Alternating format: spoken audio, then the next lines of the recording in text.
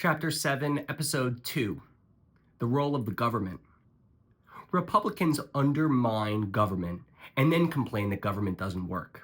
Since President Reagan, Republicans have sought to reduce funding, limit government effectiveness, and then point to the dysfunction of government as proof that government fails. It's been a recurring cycle in US politics since at least the 80s.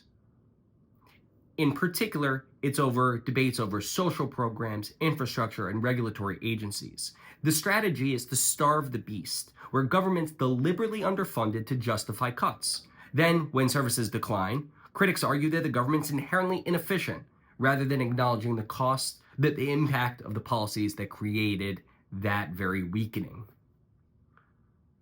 So that's why Republicans are at fault for the state of how government functions today, why we can't create programs and projects that work for the American people.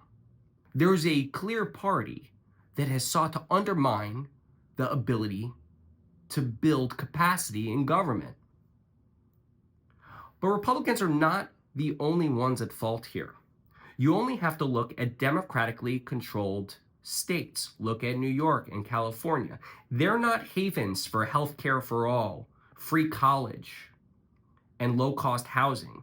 The great aspirations of the far left, or the mainstream left, are not easily achieved in democratic states. You see this when great amounts of money are allocated for large projects here in New York, yet they never get built. Look at our New York City subway system and how much money goes into that and the outcomes that are generated from it. We need government that works for the people.